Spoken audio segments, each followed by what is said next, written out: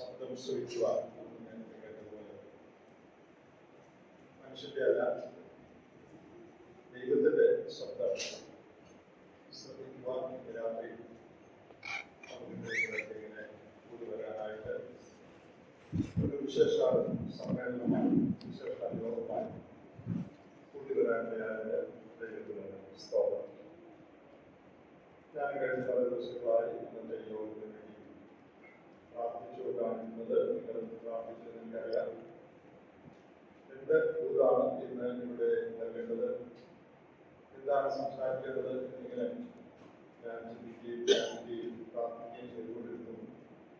എന്റെ മനസ്സിൽ ദൈവം പ്രകാശിപ്പിച്ചു തന്ന ഒരു ദൂത് ഇതിനകത്ത് നിങ്ങളോട് പറയാനായിട്ട് ഞാൻ ആഗ്രഹിക്കുകയാണ്.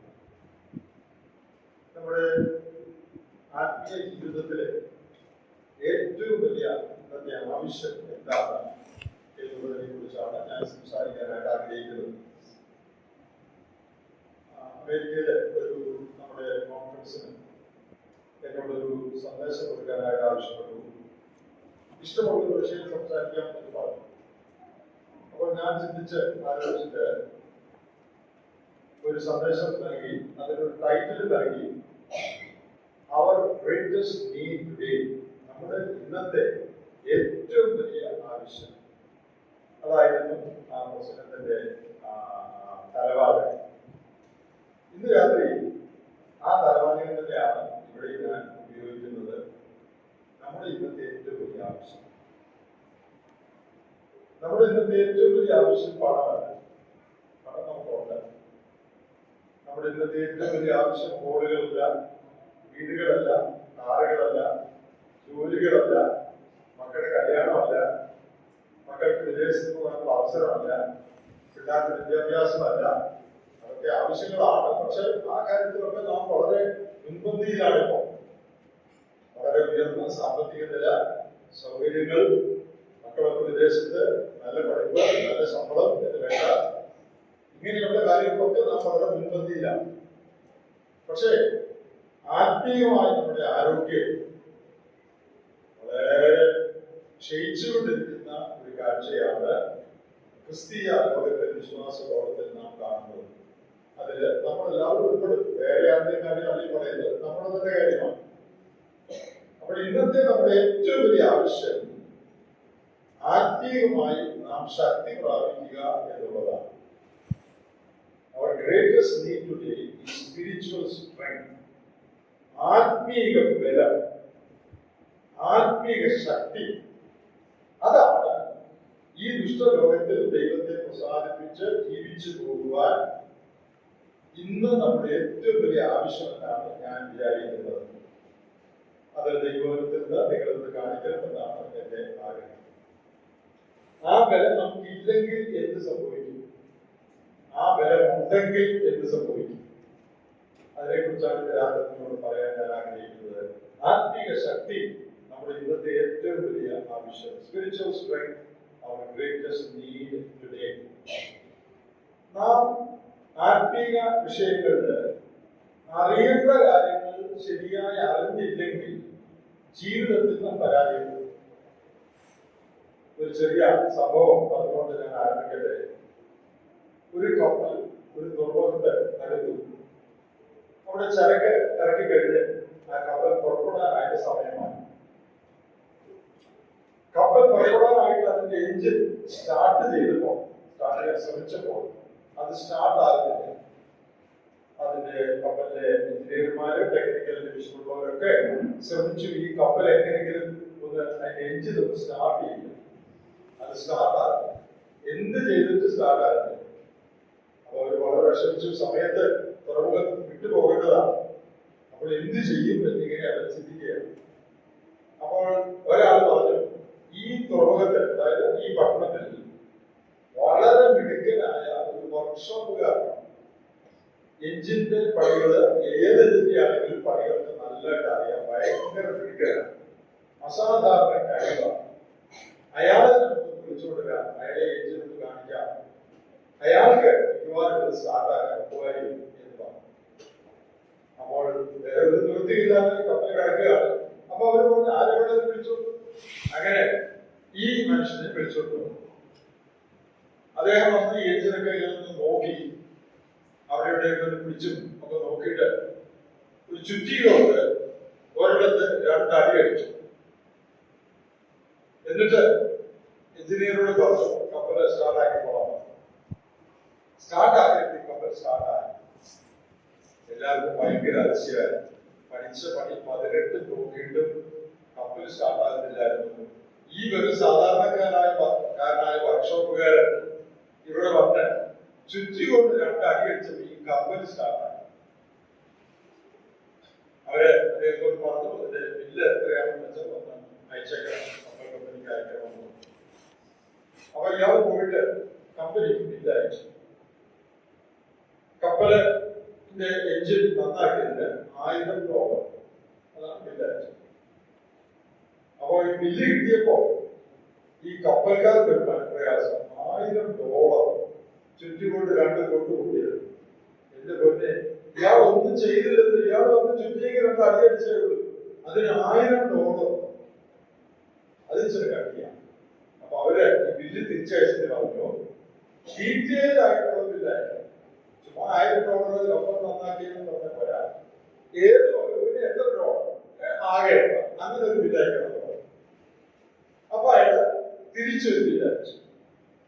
തിരിച്ചയച്ച ബില്ലിൽ എഴുതിയിരിക്കുന്ന ഇങ്ങനെയാണ്: ചുറ്റി കൊണ്ട് അടിച്ചതിന് $100, ചുറ്റി കൊണ്ട് എവിടെ അടിക്കണമെന്നുള്ള അറിവ് നേടിയതിന് $900. അങ്ങനെ ആകെ $1000. എല്ലാവർക്കും മനസ്സിലായല്ലോ ബില്ലിന്റെ ഡീറ്റെയിൽസ്. ചുറ്റി കൊണ്ട് പൊട്ടിയതിന് $100, എവിടാണ് പൊട്ടേണ്ടതെന്നുള്ള അറിവ് സമ്പാദിച്ചതിന് $900. അല്ലാതെ ചുമ്മാ ചുറ്റിയേക്ക് എവിടെയെങ്കിലും പഠിച്ചാൽ കപ്പൽ സ്റ്റാർട്ടാകുകയല്ല, എവിടെ അടിക്കണമെന്ന് അറിയണം. അതാണ് ജ്ഞാനം എന്ന് പറയുന്നത്. കാര്യങ്ങളെ കുറിച്ചുള്ള ശരിയായ ജ്ഞാനം, അതുണ്ടെങ്കിൽ ജീവിതം ശരിയാവുള്ളൂ. ചുറ്റിയോട് അടിച്ചിട്ട് കാര്യമില്ല, എവിടാണ് അടിക്കുന്നതെന്ന് അറിയണം. നമ്മുടെ ജീവിതത്തിൽ, നമ്മുടെ ആത്മീയ ജീവിതം ശരിയായി നയിച്ചുകൊണ്ട് പോകാൻ നമുക്ക് ആവശ്യം എന്താണ് എന്ന് നാം അറിയണം. ഞങ്ങൾക്ക് നല്ലൊരു റോൾ ആവശ്യം വിചാരിച്ചാൽ ആത്മീയ ജീവിതം ശരിയാകുകയാണ്. നല്ല പാട്ട് ഗ്രൂപ്പ് ഉണ്ടെങ്കിൽ സഭ ഉണർവ് പ്രാപിക്കുമെന്ന് വിചാരിച്ചാൽ ഒന്നും നടക്കരുത്. പാട്ട് ഗ്രൂപ്പൊക്കെ നല്ലതാണ്, എന്നാൽ അതുകൊണ്ട് സഭ ആത്മീയമായിട്ട് ചെലവിടുകയാണ്. സാമ്പത്തികമായി വളരെ ഉയർച്ച എല്ലാവർക്കും വേണം, ഇഷ്ടംപോലെ കാശ് വേണം എന്ന് അറിഞ്ഞതുകൊണ്ട് സഭ ആത്മീയമായിട്ട് ഉയരുകയില്ല. സഭ ആത്മീയമായിട്ട് ഉയരണമെങ്കിൽ വ്യക്തികൾ ആത്മീയമായിട്ട് ഉയരണം. വ്യക്തികൾ ആത്മീയമായിട്ട് ഉയരണമെങ്കിൽ എന്താണ് ആവശ്യം എന്നുള്ള അറിവ്, അതാണ് ശരിയായ അറിവ്. ആ അറിവ് നമുക്കുണ്ടാകണം. ആ അറിവിനെ കുറിച്ചാണ് ഇന്ന് രാത്രി നിങ്ങൾ പറയാനായിട്ട് ഞാൻ ആഗ്രഹിക്കുന്നത്. എന്തറിഞ്ഞാലാണ് നമ്മുടെ ആത്മീയ ജീവിതം ശരിയാകുന്നത്? നാം ഉണർവിന് വേണ്ടി ആഗ്രഹിക്കുന്നവരാണ് രാത്രിയോട് കൂടിയത്. ആത്മീയമായിട്ട് നമുക്ക് സഭയായിട്ട് വ്യക്തികളായിട്ട് കുടുംബങ്ങളായിട്ട് ഉണരണം. ആത്മീയമായി ഉണരാൻ നമുക്ക് എന്താണ് ആവശ്യം? നമുക്ക് തിരുവഴുത്തിലെ പല വാക്യങ്ങൾ വായിച്ച് തിരുവഴുത്തിൽ തന്നെ അത് കാണിക്കണമെന്നാണ് എന്റെ ആഗ്രഹം. അതുകൊണ്ട് പ്രാരംഭമായിട്ട് എഫേസ്യ ലേഖനം 3-ാം അധ്യായത്തിലെ ഒരു വാക്യം വായിച്ച് നമുക്ക് ആരംഭിക്കാം. എഫേസ്യ ലേഖനം 3-ാം അധ്യായത്തിലെ പൗലോസ് അപ്പോസ്തലന്റെ ഒരു പ്രാർത്ഥനയാണ്. ആ പ്രാർത്ഥനയിലെ ഒരു വാചകമാണ് ആദ്യം വായിക്കാൻ പോകുന്നത്. എഫേസ്യർ 3-ാം അധ്യായത്തിന്റെ 16-ാമത്തെ വാക്യം. എഫേഷ്യൻസ് 3:16. അവൻ തന്റെ മഹത്വത്തിന്റെ ഫലത്തിനൊത്തവണ്ണം അവന്റെ ആത്മാവിന് നിങ്ങൾ അകത്തെ മനുഷ്യനെ സംബന്ധിച്ച് ശക്തിയോടെ ബലപ്പെടേണ്ടതിന് പ്രാർത്ഥിക്കുന്നു. ആ പ്രാർത്ഥന വലിയ നീണ്ടുപോവുകയാണ്.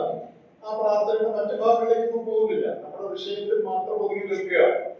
ശ്രദ്ധിക്കുക, അവന്റെ ആത്മാവിനാൽ നിങ്ങൾ അകത്തെ മനുഷ്യനെ സംബന്ധിച്ച് ശക്തിയോടെ ബലപ്പെടണം. പൗലോസ് എഫെസോസിലുള്ള വിശ്വാസികൾക്ക് വേണ്ടി പ്രാർത്ഥിക്കുക. ആ പ്രാർത്ഥനയിൽ പല പോയിന്റുകളുണ്ട്, എന്നാൽ അതില് വളരെ പ്രധാനപ്പെട്ട ഒരു പോയിന്റ് മാത്രമേ ഞാനിപ്പോൾ എടുക്കുന്നുള്ളൂ. അതാണ് നമ്മുടെ വിഷയം. എന്താണ് നമ്മുടെ ഇന്നത്തെ ഏറ്റവും വലിയൊരു ആവശ്യം? നമ്മുടെ അകത്തെ മനുഷ്യൻ ശക്തിയോടെ ബലപ്പെടണം. ആവശ്യം. ഞാൻ മുമ്പേ പറഞ്ഞതുപോലുള്ള വേറെ ഒത്തിരി ആവശ്യങ്ങളുണ്ടെന്നാണ് നമ്മൾ ചിന്തിക്കുന്നത്. പക്ഷെ അതെല്ലാം രണ്ടാമതാണ്, സെക്കൻഡറിയാണ്. നമ്മുടെ ഏറ്റവും വലിയ ആവശ്യം നമ്മുടെ അകത്തെ മനുഷ്യൻ ബലപ്പെടണം. പൗലോസിന്റെ 4 പ്രാർത്ഥനകൾ തന്റെ ലേഖനങ്ങളിൽ, 4 പ്രധാന പ്രാർത്ഥനകൾ തന്റെ ലേഖനങ്ങളിലുണ്ട്. അത് ഓർത്തിരിക്കാൻ ഒരു എളുപ്പമാർഗം അതിന്റെ റെഫറൻസ് ഓർക്കാൻ 3 ലേഖനങ്ങളിലും 1-ാം അധ്യായത്തിലാണ് പ്രാർത്ഥന. ഫിലിപ്പിയർ 1-ൽ ഉണ്ട്, എഫേസ്യർ 1-ലുണ്ട്, കൊലോസ്യർ 1-ലുണ്ട്. അപ്പോ എഫേസ്യർ 1-ൽ ഒരു പ്രാർത്ഥനയുണ്ട്, ഫിലിപ്പിയർ 1-ൽ ഒരു പ്രാർത്ഥനയുണ്ട്, കൊലോസ്യർ 1-ൽ ഒരു പ്രാർത്ഥനയുണ്ട്. അപ്പൊ 3 1-ാം അധ്യായം. കൂടാതെ എഫേസ്യർ 3-ൽ ഒരു പ്രാർത്ഥനയാണ്. അതാണ് ഇപ്പൊ നമ്മൾ വായിച്ചത്.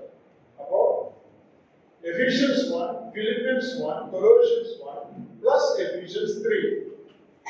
എഫേസ്യർ 1, കൊലോസ്യർ 1, ഫിലിപ്പിയർ 1, പിന്നെ എഫേസ്യർ 3. ഇങ്ങനെ 4 പ്രാർത്ഥനകളാണ് പൗലോസിന്റെ കാരാഗ്രഹ ലേഖനങ്ങളിൽ ഉള്ളത്. കാരാഗ്രഹത്തിൽ കടന്നുകൊണ്ട് താൻ പ്രാർത്ഥിച്ച പ്രാർത്ഥനകൾ എഴുതി വിശ്വാസികൾക്ക് അയച്ചതാണ് ഇപ്പൊ നമ്മൾ വായിച്ചത്. ഈ 4 പ്രാർത്ഥനകൾ നിങ്ങളൊന്ന് ശ്രദ്ധിച്ചാൽ സമയം വായിച്ചു നോക്കണം. വായിക്കാൻ അധികം സമയം കൊടുക്കരുത്. ഒരു പ്രാർത്ഥന വായിക്കുന്നത് മിനിറ്റ് എടുക്കുള്ളൂ. ചെറിയ ചെറിയ പ്രാർത്ഥനകളാണ്. പക്ഷേ പ്രാർത്ഥന ചെറുതാണെങ്കിലും പ്രാർത്ഥിക്കുന്ന കാര്യങ്ങൾ ഗംഭീര കാര്യങ്ങളാണ്. ഈ 4 പ്രാർത്ഥന നിങ്ങൾ വായിച്ചാലും ഒരു കാര്യം കോമൺ ആയിട്ട് ആ പ്രാർത്ഥനയിൽ കാണും. പൊതുവായിട്ട് എന്താ പറയാമോ? വാചകമെല്ലാം ഒരുപോലൊന്നുമല്ല, എന്നാൽ ആശയം 4-ലും ഒന്നാണ്. താൻ ഏത് വിശ്വാസികൾക്ക് വേണ്ടി പ്രാർത്ഥിച്ചു അവര് ആത്മീയമായിട്ട് ബലപ്പെടാനാണ് ഈ 4 പ്രാർത്ഥനയിലും പൗലോസ് പ്രാർത്ഥിച്ചത്. നമ്മള് ആർക്കെങ്കിലും വേണ്ടി പ്രാർത്ഥിച്ചാൽ എന്തായിരിക്കും നമ്മൾ പ്രാർത്ഥിക്കുന്നത്?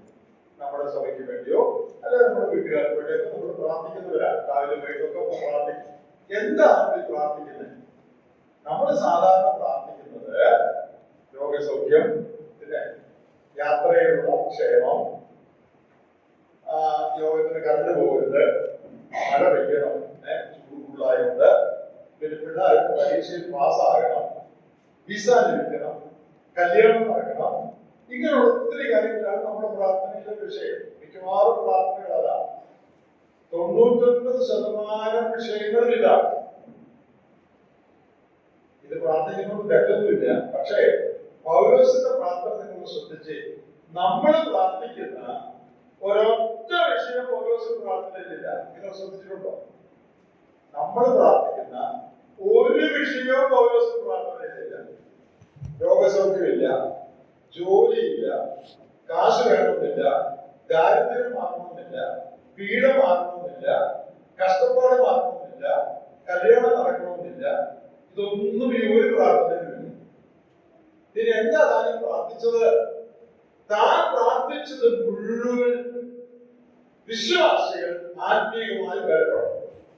എന്താ അങ്ങനെ പ്രാർത്ഥിച്ചത്? അങ്ങനെ പ്രാർത്ഥിച്ചത് that is the greatest need of the hour. ഞാൻ ആദ്യം പറഞ്ഞതുപോലെ നമ്മുടെ ഏറ്റവും വലിയ ആവശ്യം കല്യാണം നടക്കലല്ല, ഓട് പണികളല്ല, കാശ് കിട്ടലല്ല, പിള്ളേരുടെ പരീക്ഷ പാസ്സാകലല്ല. അതൊക്കെ ആവശ്യമാണ്. അതൊക്കെ പ്രാർത്ഥിച്ചോ, തെറ്റൊന്നുമില്ല. പക്ഷെ നമ്മുടെ ഏറ്റവും വലിയ ഇന്നത്തെ ആവശ്യം ആത്മീയമായിട്ട് നിങ്ങളും ഞാനും ബലപ്പെടണം. അതാണ് നമ്മുടെ ഏറ്റവും വലിയ ആവശ്യം. അതിനുവേണ്ടിയാണ് നമ്മൾ ഒന്നാമത് പ്രാർത്ഥിക്കേണ്ടത്. പൗലോസിന്റെ 4 പ്രാർത്ഥനയുടെ രക്ത ചുരുക്കം ഞാൻ പറയാം. ഫിലിപ്പിയർ 1-ാം അധ്യായത്തിൽ അവരുടെ സ്നേഹം വർദ്ധിക്കാനായിട്ട് പൗലോസ് പ്രാർത്ഥിക്കുകയാണ്. ക്രിസ്തുവിന്റെ നാളിൽ നിർമ്മലരുമായും ഇടർച്ചയില്ലാത്തവരുമായി ആ വിശ്വാസികൾ കാണപ്പെടണം. പിന്നെ ഭേദാഭേദങ്ങളെ തിരിച്ചറിയണമെന്ന് പറഞ്ഞാൽ ഉത്തമവും അത്യുത്തമവും ഏതാണെന്ന് ജീവിതത്തിൽ മനസ്സിലാക്കി അത്യുത്തമമായതിനെ അവർ പിൻപറ്റാൻ ഇടയാകണം. അപ്പൊ ഫിലിപ്പിയർ പ്രാർത്ഥന കഴിഞ്ഞു. ഇനി എഫേസ്യർ 1-ലെ പ്രാർത്ഥനയിൽ ആത്മീയമായ വെളിച്ചത്തിന് വേണ്ടി പ്രാർത്ഥിക്കുക. വിശ്വാസികൾക്ക് അവരുടെ ഹൃദയദൃഷ്ടി പ്രകാശിക്കണം. യേശുക്രിസ്തുവിന്റെ പുനരുത്ഥാന ശക്തി അവരുടെ ജീവിതത്തിൽ അറിയാനായിട്ട് ഇടയാകണം. ഇനി എഫേസ്യർ 3-ലെ പ്രാർത്ഥന, ഇപ്പൊ നമ്മൾ വായിച്ച പ്രാർത്ഥന, അകത്തെ മനുഷ്യൻ ശക്തിയോടെ ബലപ്പെടണം. ക്രിസ്തു വിശ്വാസത്താൽ നിങ്ങളുടെ ഹൃദയങ്ങളിൽ വസിക്കണം. പിന്നെ സ്നേഹത്തിൽ വേരൂന്നി അടിസ്ഥാനപ്പെട്ടവരായി തീരണം. ഇനി ഓരോരുത്തരുടെ പ്രാർത്ഥന, നിങ്ങൾ ആത്മീയമായി വിവേകമുള്ളവരായി, ഫലം കായ്ക്കുന്നവരായി, ദൈവഹിതം തിരിച്ചറിയുന്നവരായി തീരണം. പൂർണ്ണ സഹിഷ്ണുതയുള്ളവരായി, ദീർഘക്ഷമയുള്ളവരായി കൊലോസ്യയിലുള്ള വിശ്വാസികൾ തീരണം. അപ്പൊ 4 പ്രാർത്ഥനയും കഴിഞ്ഞു. ഈ 4 പ്രാർത്ഥനയിൽ പ്രധാന പോയിന്റാണ് ഞാനിപ്പോ പറഞ്ഞത്. നിങ്ങൾ വായിച്ചു നോക്കി അതിന്റെ ഡീറ്റെയിൽസ് കിട്ടും. ഈ 4 പ്രാർത്ഥനകളും അതിന്റെ ചുരുക്കം എന്താണെന്ന് ഞാൻ പറഞ്ഞു. ശ്രദ്ധിക്കണം, ഈ 4 പ്രാർത്ഥനയിലും നമ്മൾ പ്രാർത്ഥിക്കുന്ന ഒരു വിഷയവുമില്ല. രോഗമില്ല, പട്ടിണി മാറണമെന്നില്ല, ജോലി കിട്ടണമെന്നില്ല, വീട് കിട്ടണമെന്നില്ല, ഒന്നുമില്ല. പ്രാർത്ഥിച്ചത് മുഴുവൻ ഒരു കാര്യത്തിന് വേണ്ടി. വാദങ്ങളൊക്കെ പലതാണ്. പ്രാർത്ഥിച്ചത് മുഴുവൻ ഒരു കാര്യത്തിന് വേണ്ടിയാണ്. എന്താണ്? വിശ്വാസികൾ എല്ലാവരും ആത്മീയമായി ബലപ്പെടണം, ഫലം കായ്ക്കുന്നവരായി തീരണം, ദൈവത്തിന്റെ ഇഷ്ടം ചെയ്യുന്നവരായി തീരണം, സ്നേഹത്തിൽ വർദ്ധിക്കുന്നവരായി തീരണം. ക്രിസ്തുവിന്റെ ന്യായാസനത്തിന് മുമ്പിൽ ഒടുവിലത്തെ നാളിൽ നിൽക്കുമ്പോൾ നിർമ്മലന്മാരും യാതൊരു ഇടർച്ചയില്ലാത്തവരുമായവർ കാണപ്പെടണം. ഇതായിരുന്നു പൗലോസിന്റെ പ്രധാന കൺസേൺ, ചിന്താ വിഷയം. അതുകൊണ്ടാണ് ഞാൻ ഈ കാര്യങ്ങൾക്ക് വേണ്ടി പ്രാർത്ഥിച്ചത്. അതുകൊണ്ട് ലോകപ്രകാരമുള്ള കാര്യങ്ങൾക്ക് വേണ്ടി പ്രാർത്ഥിക്കരുത് എന്നല്ല ഞാൻ പറയുന്നത്. അതിനകത്ത് ഒരു തെറ്റുമില്ല. നമ്മുടെ എല്ലാ ആവശ്യങ്ങൾക്കും വേണ്ടി പ്രാർത്ഥിക്കാം. രോഗത്തിന് വേണ്ടി പ്രാർത്ഥിക്കാം, പരീക്ഷയ്ക്ക് വേണ്ടി പ്രാർത്ഥിക്കാം, പണത്തിന് വേണ്ടി പ്രാർത്ഥിക്കാം, കല്യാണത്തിന് വേണ്ടി പ്രാർത്ഥിക്കാം. ഒരു തെറ്റുമില്ല, പ്രാർത്ഥിച്ചു. പക്ഷേ പ്രാർത്ഥനയിലെ പ്രധാന വിഷയം അതാകാൻ പാടില്ല. അതാണ് പറഞ്ഞത്. നമ്മുടെ പ്രാർത്ഥനയുടെ ഫോക്കസ് എന്തായിരിക്കണം? ഫോക്കസ് കല്യാണമല്ല, ഫോക്കസ് പരീക്ഷ പാസ്സാകുന്നതല്ല, ഫോക്കസ് വീട് പണിയുന്നതല്ല. നമ്മുടെ പ്രാർത്ഥനയിലെ ഏറ്റവും പ്രധാനപ്പെട്ട വിഷയം, കേന്ദ്ര ബിന്ദു, ദൈവത്തിന് പ്രസാദകരമായ ഒരു ജീവിതം നാം നയിക്കാനുള്ള ആത്മീക പരിജ്ഞാനവും ശക്തിയും ബലവും നമുക്കും നമ്മുടെ സ്വഭാവങ്ങൾക്കും നമ്മുടെ മക്കൾക്കും കുടുംബാംഗങ്ങൾക്കും കിട്ടണം. അതാണ് നമ്മുടെ ഏറ്റവും വലിയ ആവശ്യം. അത് കിട്ടിയാൽ ബാക്കിയെല്ലാം ഓക്കെ. അത് കിട്ടിയില്ലെങ്കിൽ ജോലിയും കാറും കല്യാണം വീടും കിട്ടിയാലും ജീവിതം വെറുതെ പാഴായി. കിട്ടേണ്ട കാര്യം കിട്ടിയില്ലെങ്കിൽ ജീവിതത്തിൽ ഒരു പ്രയോജനം ഉണ്ടാകില്ല. അതെ. ഇനി വേറൊരു കാര്യം, പുതിയ നിയമത്തിൽ കർത്താവിന്റെ 2 പ്രാർത്ഥനകൾ നമുക്ക് കാണാൻ പ്രധാനമാണ്. ഒന്ന് മത്തായി 6 കാണുന്ന പ്രാർത്ഥനയാണ്. കർത്താവിന്റെ പ്രാർത്ഥന എന്ന് പറഞ്ഞാൽ കർത്താവ് പഠിപ്പിച്ച പ്രാർത്ഥന. സ്വർഗസ്ഥനായ പിതാവേ എന്നുള്ള പ്രാർത്ഥന. സമയത്ത് അറിഞ്ഞാൽ ഞാൻ വായിക്കുന്നില്ല. നിങ്ങൾക്ക് എല്ലാവർക്കും പ്രാർത്ഥന അറിയാമെന്ന് ഞാൻ വിചാരിക്കാം. നിങ്ങൾ ആ പ്രാർത്ഥനയിലൂടെ പ്രാർത്ഥിക്കുമ്പോൾ ഈ വണ്ണം പ്രാർത്ഥിപ്പിൻ. ആ വാചകം തന്നെ ചൊല്ലി പ്രാർത്ഥിക്കണം എന്നുള്ളതല്ല, ഒരു മോഡൽ പ്രേയറാണ്. എന്തെല്ലാം കാര്യങ്ങൾക്ക് വേണ്ടിയാണ് നമ്മൾ പ്രാർത്ഥിക്കുന്നത്? ഒരു മോഡൽ. ഈ പ്രാർത്ഥനയിൽ 6 റിക്വസ്റ്റ് ആണ് ഉള്ളത്, 6 അപേക്ഷകൾ. സ്വർഗസ്ഥനായ പിതാവേ കൊടുക്കുന്ന പ്രാർത്ഥനയിൽ 6 അപേക്ഷകളാണ് ഉള്ളത്. 6 അപേക്ഷ എന്തൊക്കെയാണെന്ന് നമുക്ക് നോക്കാം. നമ്മൾ ഈ പറയുന്നതൊക്കെ ആണോ, ഇതാണോ പ്രാർത്ഥിക്കേണ്ടത്? നമുക്ക് പ്രാർത്ഥന നോക്കാം. 6 അപേക്ഷകൾ. ഒന്നാമത്തത് ആരാധനയാണ്. നിന്റെ നാമം വിശദീകരിക്കപ്പെട്ടവൻ മഹത്വപ്പെടണം എന്ന് പറഞ്ഞാൽ നിന്റെ നാമം പോലെ വേറൊരു നാമമില്ല. Thy name is unique and parallel. നിന്റെ നാമം പോലെ വേറൊരു നാമമില്ല. സകല മഹത്വവും നിന്റെ നാമത്തിന് കരയറ്റുന്നു. അതാണ് ഒന്നാം ഭാഗം. രണ്ടാമത്തേത് നിന്റെ രാജ്യം വരണം. ദൈവത്തിന്റെ കാര്യപരിപാടി ഈ ലോകത്തിൽ നടപ്പാക്കുവാൻ നാം അതിൽ പങ്കുകാരാകണം. മൂന്നാമത്തേത് സ്വർഗത്തിലേക്ക് ഒരു ഭൂമിയിലും ദൈവത്തിന്റെ ഇഷ്ടം നിറവേറണം. ദൈവത്തിന്റെ ഇഷ്ടം നിറവേറ്റുന്നതിനായി നാം തീരണം. അപ്പൊ ആദ്യത്തെ 3 കഴിഞ്ഞു. 6 ഉള്ളത് ഞാൻ പറഞ്ഞു. 6 3 പോയിന്റ് കഴിഞ്ഞു. ആരാധിക്കുക, ദൈവത്തിന്റെ കാര്യപരിപാടിയിൽ അതിൽ പങ്കുകാരാകുക, ദൈവത്തിന്റെ ഇഷ്ടം ജീവിതത്തിൽ നിറവേറ്റുവാൻ നമ്മെ തന്നെ ഏൽപ്പിച്ചു കൊടുക്കുക. ഇതാണ് ആദ്യത്തെ ഗുണം. 4മത്തേത് ഇങ്ങനെ ജീവിക്കുക. എങ്ങനെ? ദൈവത്തെ മഹത്വപ്പെടുത്തി, ദൈവത്തിന്റെ കാര്യപരിപാടിയിൽ പങ്കുകാരായി, ദൈവത്തിന്റെ ഇഷ്ടം നിറവേറ്റി ജീവിക്കുവാൻ നമുക്ക് ആഹാരം ആവശ്യം. ആവശ്യമുണ്ട്. ഈ ലോകത്തിൽ ജീവിക്കാൻ നമ്മുടെ പല ആവശ്യങ്ങളുണ്ട്.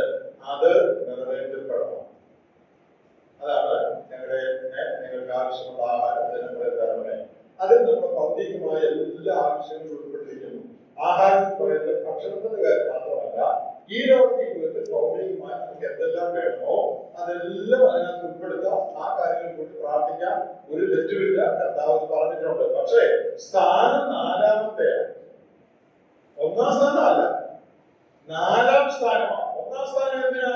ദൈവത്തെ ആരാധിച്ച് മഹത്വപ്പെടുത്തുക, ദൈവത്തിന്റെ കാര്യപരിപാടിയിൽ പങ്കുകാരാകുക, മുമ്പേ അവന്റെ രാജ്യവും നീതിയും അന്വേഷിക്കുക, ദൈവത്തിന്റെ ഇഷ്ടം ചെയ്യുക. ഇതാണ് 3 കാര്യങ്ങൾ. ഇത് കഴിഞ്ഞിട്ടാണ് ഈ ലോകത്തിൽ ജീവിച്ചു പോകാൻ നമുക്ക് ആവശ്യമുള്ള ഭൗതികമായ കാര്യങ്ങൾ ദൈവമേ തരണമേ. 4-ാമത്തെ നമ്മുടെ പ്രാർത്ഥനയിലെ 1-ാമത്തെ പോയിന്റ് 4-ാമത്തെ പോയിന്റ് അല്ലെ? സ്വർഗസ്ഥനായ കർത്താവേ, ഞങ്ങൾക്ക് ആവശ്യമുള്ള ആഹാരം തരണമേ. അതാണ് നമ്മുടെ പ്രാർത്ഥന. കർത്താവ് പഠിപ്പിച്ച പ്രാർത്ഥന അങ്ങനെയല്ല. അത് ഒന്നാമതല്ല. ഒന്നാമത് വേറെ പല കാര്യങ്ങളുണ്ട്. അത് കഴിഞ്ഞിട്ടാണ് 4-ാമതാണിത്. ഈ 5 മാർഗത്തിലേക്ക് 5 മാർഗ വിഷയം എന്താ? ആത്മീയ വിഷയമാണ്. കടക്കാരോട് ഞങ്ങൾ ക്ഷമിക്കുന്ന പോലെ ഞങ്ങളോട് ക്ഷമിക്കണം. അപ്പോ അത് ഇന്റർപേഴ്സണൽ റിലേഷൻഷിപ്പ്, അന്യോന്യ ബന്ധങ്ങൾ ശരിയായി സൂക്ഷിക്കുന്ന കാര്യമാണ്, ആത്മീയ വിഷയമാണ്. 6-ാമത്തേത് ദുഷ്ടങ്ങളെ പിടിക്കണം, പരീക്ഷയിലെ കൂടാതെ സൂക്ഷിക്കണം, വിശുദ്ധ ജീവിതം നയിക്കുവാൻ, പാപത്തിന്റെ ദുഷ്ടന്റെ ലാഞ്ചന ഇല്ലാതെ ഉള്ള ജീവിതം നയിക്കാനുള്ള കൃപ ഞങ്ങൾക്ക് തരണം. അത് ആത്മീയമാണ്. അപ്പൊ നിങ്ങൾ നോക്കിയേ, 6 കാര്യം പ്രാർത്ഥിക്കണമെന്ന് പറഞ്ഞിട്ട് ഇതിൽ ഒറ്റ കാര്യങ്ങളോട് നമ്മുടെ ഭൗതിക ജീവനുമായിട്ട് ബന്ധപ്പെട്ടത്, ഭൗതിക ജീവിതവുമായിട്ട് ബന്ധപ്പെട്ടത്. ബാക്കി 5 കാര്യവും ആത്മീയമാണ്. ഏറെ തെളിവൊന്നും വേണ്ടല്ലോ അല്ലെ? ആ പ്രാർത്ഥന വായിച്ചു നോക്കിയാൽ തീർന്നില്ല. ഇനി കർത്താവിന്റെ ഒരു പ്രാർത്ഥന, കർത്താവ് തന്നെ പ്രാർത്ഥിച്ച ഒരു പ്രാർത്ഥന യോഹന്നാൻ 17 യേശുക്രിസ്തുവിന്റെ മഹാപൗരോഹിത്യ പ്രാർത്ഥന എന്ന് വിളിക്കുന്ന ഒരു പ്രാർത്ഥനയാണ്. നീണ്ട ഒരു പ്രാർത്ഥനയാണ്. യോഹന്നാൻ 17 മുഴുവൻ തന്നെ ഏകദേശം ആ പ്രാർത്ഥനയാണ്. ഈ യോഹന്നാൻ 17 കർത്താവ് പിതാവിനോട് നമുക്ക് വേണ്ടി അല്ലെങ്കിൽ ശിഷ്യന്മാർക്ക് വേണ്ടി പ്രാർത്ഥിക്കുക. ശിഷ്യന്മാർക്കും തന്നിൽ വിശ്വസിക്കാനുള്ളവർക്കും, അപ്പൊ നമ്മളെ വരെ ഉൾപ്പെടുത്താം, പ്രാർത്ഥിക്കാൻ. യോഹന്നാൻ 17 പ്രാർത്ഥന നമുക്ക് വേണ്ടി കർത്താവ് പിതാവിനോട് പ്രാർത്ഥിക്കുക. കർത്താവ് പിതാവിനോട് നമുക്ക് വേണ്ടി പ്രാർത്ഥിച്ച ആ പ്രാർത്ഥനയിലെ വിഷയങ്ങൾ എന്താണ് എന്ന് പിന്നെ നിങ്ങൾ വീട്ടിൽ പോയി വായിച്ചു നോക്കണം. ഞാനിപ്പോ എന്റെ രക്തചുരുക്കം പറയാം, വിശദമായിട്ട് നിങ്ങൾ വായിച്ച് മനസ്സിലാക്കണം. ആദ്യം പറഞ്ഞ പോലെ നമ്മൾ പ്രാർത്ഥിക്കുന്ന ഒറ്റ പോയിന്റ് വരുന്നില്ല. കർത്താവ് എനിക്ക് വേണ്ടി പ്രാർത്ഥിക്കണേ എന്ന് നമ്മൾ പറയാതിരിക്കുക. കർത്താവിനോട് നമ്മൾ പറയുന്നത് എനിക്ക് വേണ്ടി പ്രാർത്ഥിക്കണം. അപ്പൊ നമ്മൾ എന്താ ഉദ്ദേശിക്കുന്നത്? എന്ത് പ്രാർത്ഥിക്കണമെന്ന് ഉദ്ദേശിക്കുന്നത്? നമ്മൾ ഉദ്ദേശിക്കുന്നത് ആരോഗ്യമായിട്ടൊക്കെ ഇരിക്കണം അല്ലെ, ക്ഷേമമായിട്ടൊക്കെ ഇരിക്കണം, മക്കളുടെ കാര്യങ്ങളൊക്കെ നടക്കണം, വലിയ കുഴപ്പം കൂടാതെ പോകണം. ഇതല്ലേ നമ്മൾ ഉദ്ദേശിക്കുന്നത്. അല്ല എന്താ നമ്മൾ ഉദ്ദേശിക്കുന്നത്? കർത്താവിനോട് നമ്മൾ പറയണ്ടേ, കർത്താവ് എനിക്ക് വേണ്ടി പ്രാർത്ഥിക്കണം. എന്ത് പ്രാർത്ഥിക്കണം എന്നാണ് നമ്മൾ ഉദ്ദേശിക്കുന്നത്? ഈ പറഞ്ഞ കാര്യങ്ങൾ പ്രാർത്ഥിക്കണം എന്നാണ് ഉദ്ദേശിക്കുന്നത് അല്ലെ? എന്നാൽ നിങ്ങൾ യോഹന്നാൻ 17 വായിച്ചു നോക്കിയേ. നമുക്ക് വേണ്ടി കർത്താവ് പിതാവിനോട് കഴിച്ച പ്രാർത്ഥനയിൽ നമ്മൾ പറയുന്ന ഒറ്റ പോയിന്റ് ഇല്ല. ഞാൻ ആദ്യം പറഞ്ഞല്ലോ, നമ്മൾ പറയുന്ന പോയിന്റ് എന്തൊക്കെയാണ്? നമ്മുടെ പ്രാർത്ഥനയിൽ ഒരു പോയിന്റ് വരാതില്ല. വേറെ വേറെ കാര്യങ്ങളാണ് പ്രാർത്ഥിക്കുന്നത്. എന്തൊക്കെയാണ് പ്രാർത്ഥിച്ചെന്ന് അറിയാമോ? യോഹന്നാൻ 17 നമ്മുടെ ഐക്യത്തിന് വേണ്ടി കർത്താവ് പ്രാർത്ഥിച്ചു, നമ്മുടെ ശുദ്ധീകരണത്തിന് വേണ്ടി കർത്താവ് പ്രാർത്ഥിച്ചു, നാം ദുഷ്ടന്റെ കയ്യിൽ അകപ്പെടാതിരിക്കാൻ കർത്താവ് പ്രാർത്ഥിച്ചു, ദൈവസ്നേഹം നാം കൂടുതൽ അറിയാനായിട്ട് കർത്താവ് പ്രാർത്ഥിച്ചു, ഈ ലോകത്തിൽ ദുഷ്ടന്റെ കയ്യിൽ നാം അകപ്പെടാതെ ജീവിക്കാനായിട്ട് കർത്താവ് പ്രാർത്ഥിച്ചു. ചുരുക്കി പറഞ്ഞാൽ ഈ ലോകത്തിൽ ആത്മീകമായി ബലപ്പെട്ട് ശരിയായി നാം ജീവിക്കാനായിട്ട് പിതാവിനോട് കർത്താവ് അപേക്ഷിച്ചു. അതിനുള്ള കൃപയ്ക്ക് വേണ്ടി യാചിച്ചു. നമ്മൾ പ്രാർത്ഥിക്കുന്ന ഒരു കാര്യവും കർത്താവ് നമുക്ക് വേണ്ടി പ്രാർത്ഥിച്ചില്ല. അതുകൊണ്ട് നമ്മുടെ ഭൗമിക കാര്യത്തിലൊന്നും കർത്താവ് ഇൻട്രസ്റ്റ് ഇല്ല എന്നല്ല ഇതിന്റെ അർത്ഥം. നമ്മുടെ എല്ലാ കാര്യത്തിലും കർത്താവിന് താല്പര്യമുണ്ട്. പക്ഷേ നമ്മെ സംബന്ധിച്ചുള്ള ദൈവത്തിന്റെ ഏറ്റവും വലിയ ആഗ്രഹം നമുക്ക് വേണ്ടി താൻ കഴിച്ച പ്രാർത്ഥന വായിച്ചാൽ നമുക്ക് മനസ്സിലാവും. ഇപ്പോ ഞാൻ നിങ്ങൾക്ക് വേണ്ടി വളരെ പ്രാർത്ഥിക്കുന്ന അപ്പൊ നിങ്ങൾക്ക് വേണ്ടിയുള്ള ഏറ്റവും വലിയ ആഗ്രഹമായിരിക്കും ആ പ്രാർത്ഥനയിലെ പ്രധാന വിഷയം അല്ലേ. ഞാൻ അരമണിക്കൂർ എല്ലാ ദിവസവും നിങ്ങൾക്ക് വേണ്ടി പ്രാർത്ഥിക്കുന്നുണ്ടെങ്കിൽ എന്തൊക്കെയായിരിക്കും പ്രാർത്ഥിക്കുന്നത്? നിങ്ങളുടെ ഏറ്റവും വലിയ ആവശ്യം എന്താ? ചിലപ്പോൾ നിങ്ങൾക്ക് രോഗമായിരിക്കും. കർത്താവേ, ഏതെങ്കിലും നിലയിൽ രോഗം മാറ്റി കൊടുക്കണേ, ആ രോഗത്തിൽ കൃപ നൽകണേ. ചിലപ്പോൾ നിങ്ങളുടെ മക്കളെ കെട്ടിക്കാൻ കാണും, അപ്പൊ അതിനുവേണ്ടിയായിരിക്കും കുറെ നേരം പ്രാർത്ഥിക്കുന്നത്. ചിലപ്പോൾ നിങ്ങൾക്ക് വീടില്ലായിരിക്കും, ഒരു വീടിന് വേണ്ടിയായിരിക്കും കുറെ നേരം പ്രാർത്ഥിക്കുന്നത്. ചിലപ്പോൾ ജോലി ഇല്ലാതെ നിങ്ങൾ കഷ്ടപ്പെടുകയായിരിക്കും, നിങ്ങൾക്ക് ജോലി തരാനായിരിക്കും കുറെ നേരം പ്രാർത്ഥിക്കുന്നത്. നിങ്ങൾക്ക് വേണ്ടിയുള്ള എന്റെ ഏറ്റവും വലിയ ആഗ്രഹം എന്താണോ അതായിരിക്കും എന്റെ പ്രാർത്ഥന. നമുക്ക് വേണ്ടിയുള്ള കർത്താവിന്റെ ഏറ്റവും വലിയ ആഗ്രഹം എന്താണെന്ന് യോഹന്നാൻ 17 വായിച്ചാൽ മനസ്സിലാവും. തന്റെ മക്കൾക്ക് വേണ്ടി കർത്താവിന്റെ ഏറ്റവും വലിയ താല്പര്യം, ഏറ്റവും വലിയ ആഗ്രഹം എന്താണ്? യോഹന്നാൻ 17 വായിച്ച നമുക്ക് വേണ്ടി പ്രാർത്ഥിച്ചിരിക്കുക. എന്താ പ്രാർത്ഥിച്ചിരിക്കുന്നത്? നമ്മൾ ഐകമത്യത്തിൽ തികഞ്ഞവരായി തീരണം, നമ്മുടെ ദുഷ്ടന്റെ കയ്യിൽ അകപ്പെടാതെ സൂക്ഷിക്കപ്പെടണം, നാം സന്തോഷമുള്ളവരായി ജീവിക്കണം, നാം ദൈവത്തിന്റെ ഹിതപ്രകാരം നമ്മുടെ ജീവിതം നയിക്കാനായിട്ട്, വചനപ്രകാരം ജീവിക്കാനായിട്ട് ഇടയാകണം, ദൈവത്തിന്റെ മഹത്വം നാം ജീവിതത്തിൽ ദർശിക്കാനിടയാകണം. ഇതൊക്കെയാണ് കർത്താവിന്റെ പ്രാർത്ഥനയിലുള്ളത്. അപ്പൊ അതിൽ നമുക്ക് എന്ത് മനസ്സിലായി? കർത്താവ് നമ്മെ കുറിച്ച് ആഗ്രഹിക്കുന്ന ഏറ്റവും പ്രധാന കാര്യം നമ്മുടെ സാമ്പത്തിക നന്മയല്ല, നല്ല വീട്ടിൽ താമസിക്കുക എന്നുള്ളതല്ല, പിള്ളേരെല്ലാം വെളിയിൽ പോകുക എന്നുള്ളതല്ല, നല്ല കാർ മേടിക്കുക എന്നുള്ളതല്ല. അതൊന്നും കർത്താവ് എതിരുള്ള കാര്യങ്ങളല്ല. പക്ഷെ നമ്മെ കുറിച്ചുള്ള ദൈവത്തിന്റെ ഏറ്റവും വലിയ ആഗ്രഹം പാപത്തിന്റെ വഴികളെ വിട്ട് ദുഷ്ടന്റെ വഴികളിൽ മാറി ശുദ്ധീകരണം പ്രാപിച്ച് ദൈവവഴിയിൽ നാം നന്നായി ജീവിക്കണം. ഇതാണ് നമ്മെ കുറിച്ചുള്ള ദൈവത്തിന്റെ ഏറ്റവും വലിയ ആഗ്രഹം. അതുകൊണ്ട് ആ കാര്യങ്ങൾക്ക് വേണ്ടിയാണ് ഞാൻ പ്രാർത്ഥിച്ചത്. അപ്പൊ നമ്മളും നമുക്ക് വേണ്ടി പ്രാർത്ഥിക്കുന്നത് എന്തായിരിക്കണം? ഞാൻ ആദ്യം പറഞ്ഞത് എന്ത് വേണേലും പ്രാർത്ഥിക്കാം, ഒരു തെറ്റുമില്ല. പക്ഷേ നമ്മുടെ പ്രാർത്ഥനയിലെ ഫോക്കസ് എന്തായിരിക്കണം? നമ്മുടെ പ്രാർത്ഥനയിലെ കേന്ദ്ര ബിന്ദു എന്തായിരിക്കണം? നമ്മുടെ പ്രാർത്ഥനയുടെ ആത്യന്തിക ലക്ഷ്യം എന്തായിരിക്കണം? അനേകരും പ്രാർത്ഥനയുടെ ആത്യന്തിക ലക്ഷ്യം ഭൗതിക നന്മ, നന്നായി ജീവിക്കണം, രോഗം മാറണം, സുഖം കിട്ടണം, ക്ഷേമം കിട്ടണം. ഇതാണ് നമ്മുടെ പ്രാർത്ഥനയുടെ ആത്യന്തിക ലക്ഷ്യം. അങ്ങനെ ഒരു ലക്ഷ്യം വേദപുസ്തകത്തിലില്ല. നമ്മുടെ ആത്യന്തിക ലക്ഷ്യം പ്രാർത്ഥനയിൽ ദൈവത്തിന് പ്രസാദകരമായ, ദൈവത്തിന് ഇഷ്ടം ചെയ്തുള്ള ഒരു ജീവിതം നയിക്കാൻ നമുക്ക് സാധിക്കണം.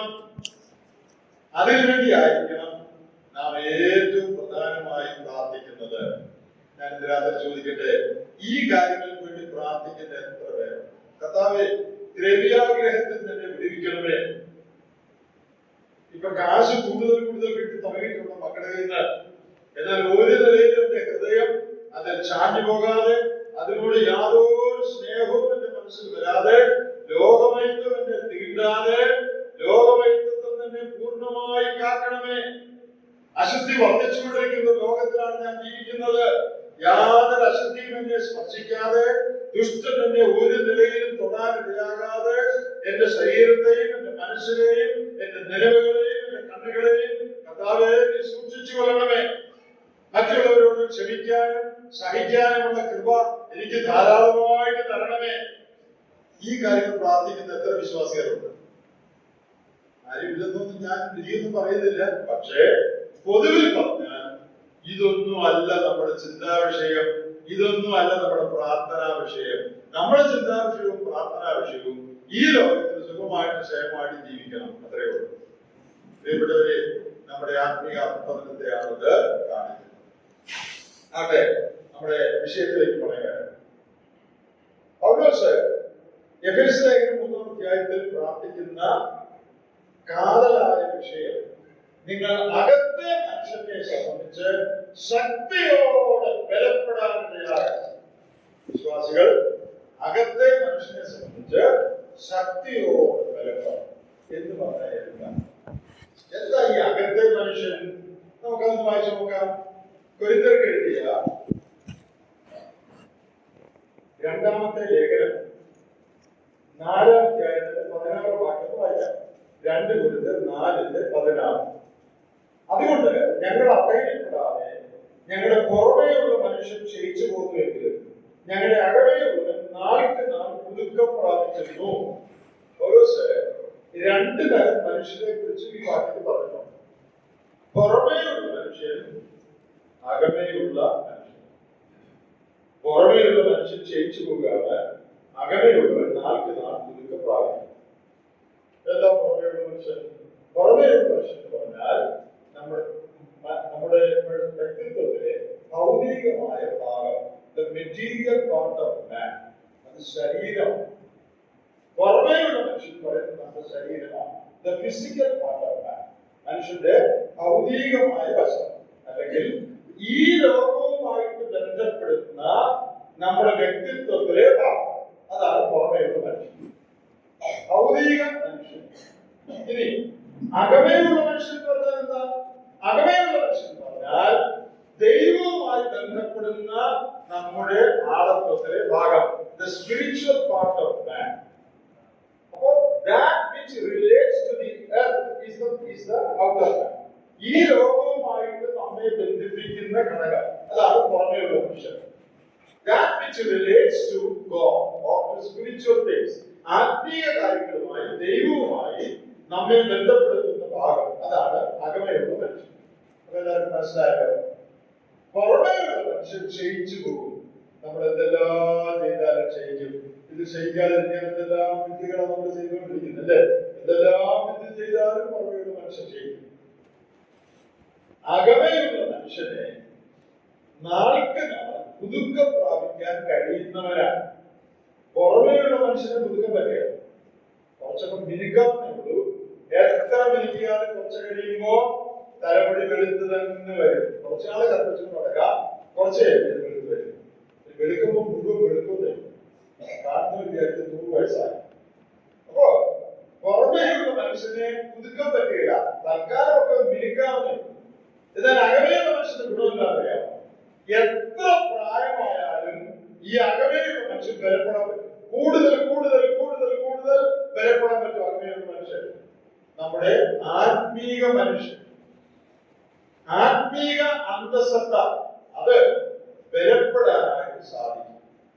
പൗലോസ് പ്രാർത്ഥിക്കാൻ, കർത്താവേ, എഫെസോസിലുള്ള വിശ്വാസികളുടെ ആത്മീക മനുഷ്യൻ, ആത്മീക അന്തസത്ത, സ്പിരിച്വൽ മാൻ, അത് ശക്തിയോടെ ബലപ്പെടണം. ചുമ്മാ ബലപ്പെടുകയല്ല. അപ്പൊ ശക്തി, ബലം പറഞ്ഞാൽ ശക്തി എന്ന് പറഞ്ഞാൽ ഒന്നല്ലേ, അല്ലെ? ശക്തി എന്ന് പറയുന്ന ബലം, ബലം എന്ന് പറയുന്ന ശക്തി. ഈ ശക്തിയോടെ ബലപ്പെടുക എന്ന് പറയുന്നത് എന്തിനാ? അത് ആ വിഷയത്തിൽ ഊന്നൽ കൊടുക്കാനായിട്ട് പറയുക. സ്ട്രെങ്തൻ വിത്ത് മൈറ്റ് എന്നാണ് ഇംഗ്ലീഷിൽ. സ്ട്രെങ്ത് എന്ന് പറഞ്ഞാലും മൈറ്റ് എന്ന് പറഞ്ഞാൽ ഒന്ന് തന്നെയാണ്. പക്ഷെ ശക്തിയോടെ ബലപ്പെടണം. എന്റെ സഹോദരന്മാരെ, നമ്മുടെ ഏറ്റവും വലിയ ആവശ്യം നമ്മുടെ ആത്മീയ മനുഷ്യൻ ബലപ്പെടുക എന്നുള്ളത്. നമ്മൾ ഇതിൽ ഏതിനാണ് പ്രാധാന്യം കൊടുക്കുന്നത്? ഞാനിപ്പോ നിങ്ങളോട് ചോദിക്കുകയാണ്, അകത്തെ മനുഷ്യനാണോ പ്രധാനം, പുറത്തെ മനുഷ്യനാണോ പ്രധാനം എന്ന് ചോദിച്ചാൽ എല്ലാവരും കറക്റ്റ് ഉത്തരം പറയും. എല്ലാവരും പറയും അകത്തെ മനുഷ്യനാണ് പ്രധാനം എന്നെല്ലാവരും പറയും, അല്ലെ? പുറമേയുള്ള മനുഷ്യനാണ് പ്രധാനം നിങ്ങൾ ആരെങ്കിലും വിചാരിക്കുന്നുണ്ടോ? അത് പക്ഷേ നമ്മുടെ ഉത്തരം ഉത്തരം ശരിയാണ്. എന്റെ തിയറിയിൽ ഉത്തരം ശരിയാണ്. ഏതാണ് പ്രധാനം? പുറമെയുള്ളതാണോ അകമേയുള്ളതാണോ?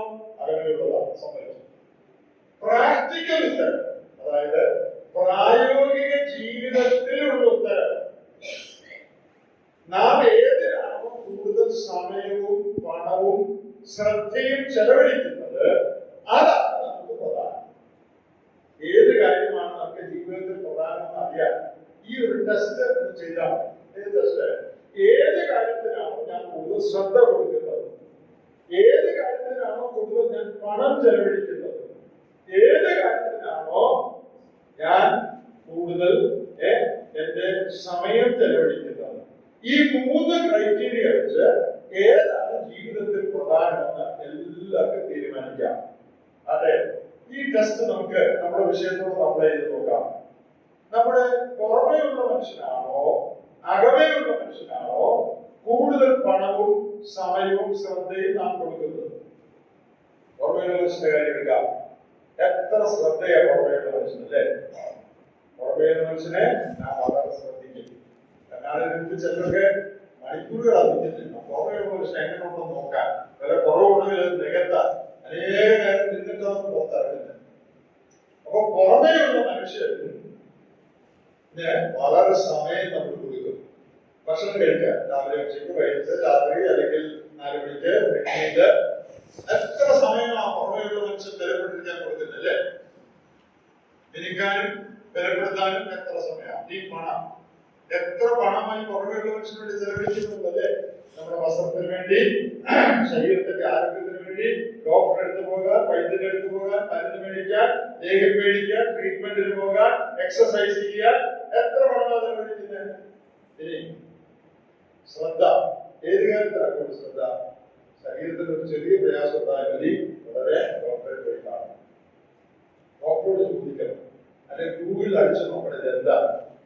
അപ്പൊ ഈ 3 കാര്യം, പണം, സമയം, ശ്രദ്ധ, ഏതിനാണ് കൊടുക്കുന്നത്? ഇനി ആത്മീയ കാര്യത്തിലേക്ക് വരിക. ആത്മീയ കാര്യത്തിന് എത്ര സമയം കൊടുക്കുന്നുണ്ട്? ഒരു ദിവസം അല്ലെങ്കിൽ ഒരു ആഴ്ചയിൽ എത്ര സമയം കൊടുക്കുന്നു? ഭൗമിക കാര്യത്തിന് എത്ര സമയം കൊടുക്കുന്നുണ്ട്? അവിടെ പറഞ്ഞു 3-4 നേരം സാപ്പാട് കഴിക്കാൻ തന്നെ വളരെ സമയമാണ്.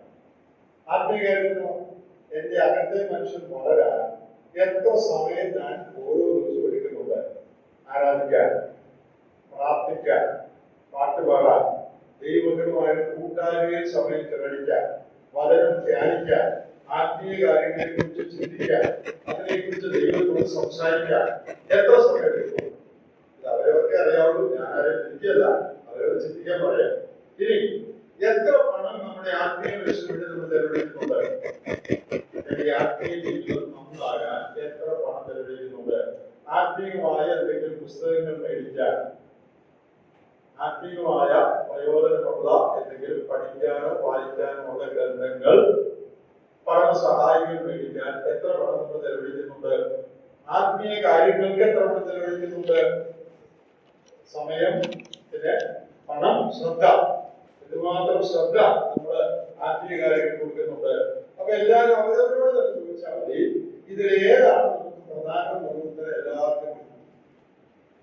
ഏതിനാണോ കൂടുതൽ സമയവും പണവും ശ്രദ്ധയും ചെലവഴിക്കുന്നത് അതാണ് എനിക്ക് പ്രധാനം. തിയറിറ്റിക്കൽ ഉത്തരം ആത്മീയമാണ് പ്രധാനം, എല്ലാവരും ഉത്തരവാണ് അല്ലെ? പ്രാക്ടിക്കൽ ഉത്തരം ആണോ? ഇതിനാണോ കൂടുതൽ സമയവും ശ്രദ്ധയും പണവും ചെലവഴിക്കുന്നത്? അത് അവരവരെ തീരുമാനിക്കാനായിട്ട് ഞാൻ പറഞ്ഞതാണ്. അകത്തെ മനുഷ്യൻ, ആത്മീക മനുഷ്യൻ, എന്റെ ആത്മീക കാഴ്ചപ്പാട്, ആത്മീക ദർശനം വികസിക്കണം.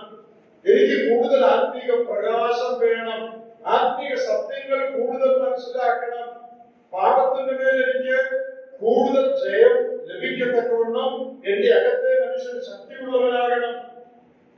പ്രാർത്ഥിക്കുകയാണ്, അകത്തെ മനുഷ്യൻ ശക്തിയോടെ ബലപ്പെടണം. എന്റെ സഹോദരന്മാരെ, നമ്മുടെ ആഗ്രഹമായി നമ്മുടെ പ്രാർത്ഥനയും മറ്റു കാര്യങ്ങളൊക്കെ പ്രാർത്ഥിച്ചോ, തെറ്റൊന്നുമില്ല. പക്ഷെ പ്രധാനമായി നമ്മുടെ പ്രാർത്ഥന ആത്മീയ ജീവിതം ശരിയായി നയിക്കാനുള്ള കൃപയ്ക്ക് വേണ്ടിയായിരിക്കണം. ഇനി ആത്മീയമായി നാം ശക്തിപ്പെട്ടില്ലെങ്കിൽ എന്ത് സംഭവിക്കുമെന്ന് പറയട്ടെ. ഉള്ളിലെ മനുഷ്യൻ ബലമില്ലെങ്കിൽ ജീവിതത്തിലെ പോരാട്ടങ്ങളിൽ നിലനിൽക്കാൻ നമുക്ക് പറ്റുകയില്ല. നമുക്കറിയാമല്ലോ, സയൻസ് അനുസരിച്ച് തന്നെ എന്റെ ഉള്ളിൽ ബലമില്ലെങ്കിൽ, ബാക്ടീരിയയോ വൈറസോ എന്നെ ആക്രമിക്കുമ്പോൾ അതിനെ ചെറുത്തു നിൽക്കാൻ എന്റെ ശരീരത്തിന് കഴിയില്ലെങ്കിൽ ഇത് പറ്റും, എനിക്ക് രോഗം ഇൻഫെക്ഷൻ അല്ലെ? എന്റെ ശരീരത്തിൽ അതിനെ ചെറുത്തു നിൽക്കാനുള്ള അണുക്കൾ, അതിനുള്ള ശക്തി ഉണ്ടെങ്കിൽ ഇത് പറ്റും. മറ്റ് ബാക്ടീരിയ വൈറസ് എന്നെ അറ്റാക്ക് ചെയ്താലും എനിക്കൊന്നും പറ്റുകയില്ല, ഞാൻ രോഗം പിടിക്കാതെ ആരോഗ്യമായിട്ടിരിക്കും. ഇത് ആത്മീയമായിട്ട് ശരിയാണ്. ഈ ലോക ജീവിതത്തിലെ കഷ്ടങ്ങൾ, പ്രയാസങ്ങൾ, ദുഃഖങ്ങൾ, രോഗങ്ങൾ, വൈഷമ്യങ്ങളൊക്കെ നമ്മുടെ എല്ലാവരുടെ ജീവിതത്തിൽ അങ്ങനെ വരുമ്പോ എന്റെ ഉള്ളിലെ മനുഷ്യൻ ബലമുള്ളതാണെങ്കിൽ അതിനെ ശരിയായ നിലയിൽ കാണാനും ശരിയായ കാഴ്ചപ്പാടോടുകൂടെ അതിനെ കൈകാര്യം ചെയ്യാനും അതിന്റെ മധ്യത്തിൽ സന്തോഷത്തോടെ ദൈവത്തിന് സ്തോത്രം ചെയ്യാനും നിരാശപ്പെട്ട് പാടാതിരിക്കാനും എനിക്ക് സാധിക്കും. കാരണം ഈ ബാക്ടീരിയയെ, വൈറസിനെ ചെറുക്കാനുള്ള ശക്തി എന്റെ ഉള്ളിലുണ്ട്. ആത്മീയമായി എന്നെ തളർത്തിക്കളയുന്ന ബാക്ടീരിയ, അണുക്കൾ, വൈറസ്, ഇതിനെ പ്രതിരോധിക്കുവാനുള്ള ആത്മീയ ബലം, ആത്മീയ തിറം, ആത്മീയ ശക്തി എനിക്കുണ്ട്. ആത്മീയ പരിജ്ഞാനം എനിക്കുണ്ട്. ആത്മീയ സത്യങ്ങളെ കുറിച്ചുള്ള അറിവ് എനിക്കുണ്ട്. അതുകൊണ്ട് ഇതൊക്കെ വന്നാലും അതിനോട് എതിർത്ത് നിൽക്കാനായിട്ട് സാധിക്കും. ഈ അറിവില്ലെങ്കിലും ഇല്ലെങ്കിലത്തെ കാര്യമാണ് ഞാൻ പറയാം. കഷ്ടവും പ്രയാസം വരുമ്പോൾ ദൈവം എന്താ എന്റെ ജീവിതത്തിൽ അനുവദിച്ചത്, ദൈവം നല്ലവരാണെന്ന് പറഞ്ഞിട്ട് എന്താ ഇങ്ങനെ ചെയ്യുന്നത്, നിരാശ. ഇനി യോഗത്തിന് വേണ്ടി എന്താ കാര്യം?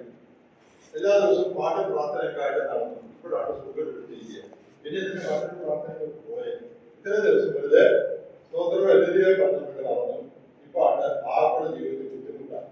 ഇനി ഞാൻ പാട്ടുമില്ല, പ്രാർത്ഥനയില്ല, യോഗത്തിന് പോകുന്നില്ല. എന്താ കാര്യം? നിരാശ.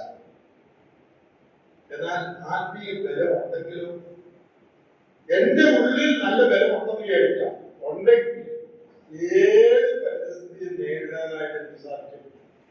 ഞാനൊരു ഉദാഹരണങ്ങൾ ചരിത്രത്തിൽ തന്നെ പറയട്ടെ, നമ്മുടെ മധ്യത്തിൽ ഉണ്ട് ഇങ്ങനെയുള്ള ഉദാഹരണങ്ങൾ.